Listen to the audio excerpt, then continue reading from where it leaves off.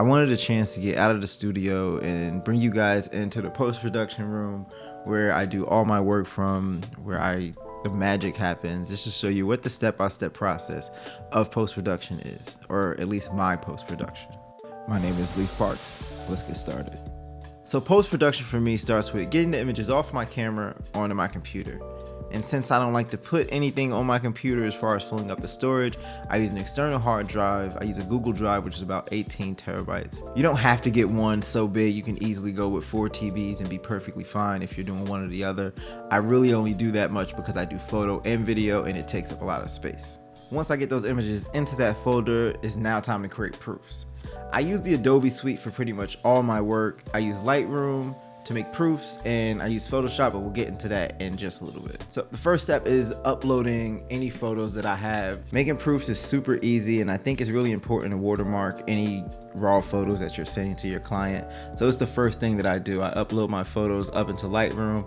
In this process, I'm only pretty much taking out pictures that absolutely don't work if they're blinking or something like that, or maybe the flash didn't go off and it's a dark picture. I kind of just go through these photos and see which ones work, see which ones don't work, and then I make the proofs in Lightroom, watermark them, which is what makes them proofs, and I'll send them off to the client. I use the website WeTransfer to send the proofs. It's the easiest way to do it, especially since the files are under 2 gigs.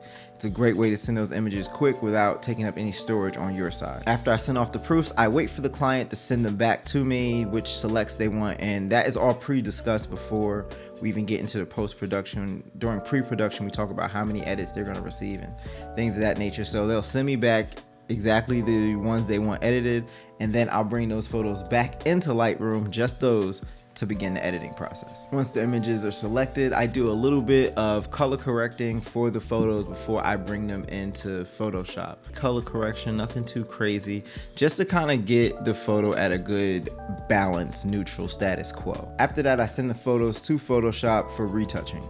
Now, when I retouch, I don't use a mouse or a trackpad. I use a tablet, and not like an iPad, but this is an XP Pen Deco Pro. I used to have a different one that was a little cheaper. I think it was 60 bucks. And this one's not that much more expensive, but it works wonders for if you're trying to do anything in the editing process or anything like that. This one's wireless, so I can do it from here. But anything I do on this tablet directly reflects what is happening on the screen. So I have my button set up to where I can zoom in, I can go and touch things and edit things and move my brush around and get to do some good skin retouching and stuff like that. And it makes it a lot more efficient. You're a lot more precise because it's like you're drawing almost. I advise anyone who's doing any photo editing to get some kind of tablet. They don't have to be expensive. I know there's several brands that you could look at. I love XP Pen. They do exactly what I needed them to do, not too much. And that's what I use for my retouching. After I'm done retouching a photo, Photoshop automatically sends that retouch photo right back to Lightroom. So it makes finishing the rest of this process very, very easy. At this point, I just do some color grading, something that brings a little more style, a little more pop to the color, whatever it needs to add for those final touches. And I send my images using Dropbox. And the reason why I use Dropbox and not WeTransfer for sending images is because I want to save and store my final images. The proofs, not so much. I don't really want to store those or create more memory for those. So I use WeTransfer and they don't have to stay on file for me. But with the final photos, I like to use Dropbox, which I do have to pay monthly for, but I like to use Dropbox in order to get that done so I can have a record of all my photos and all my content as well. I should also mention I pay for the Adobe suite, the tablet, Dropbox. The only thing that's free in this process is WeTransfer, which makes it really easy. You could also send your final photos through WeTransfer if you're not worried about having your image stored on some cloud. I just like it for organization purposes, but you could go either way so that you're not paying to be able to send Dropbox. And actually, I think Dropbox is free to a certain amount.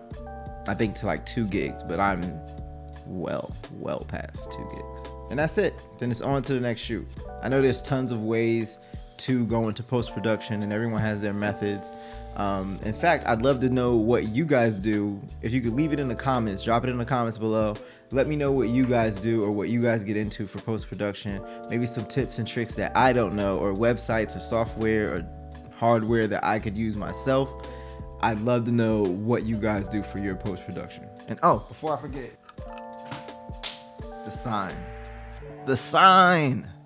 I'm so excited about this. Great backlight, nice, beautiful piece. It means a lot to my business and what I feel about my business. So, just another step in the journey.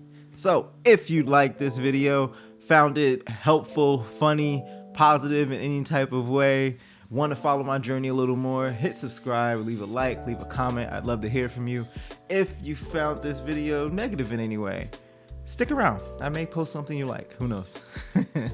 Till next time, guys. Peace.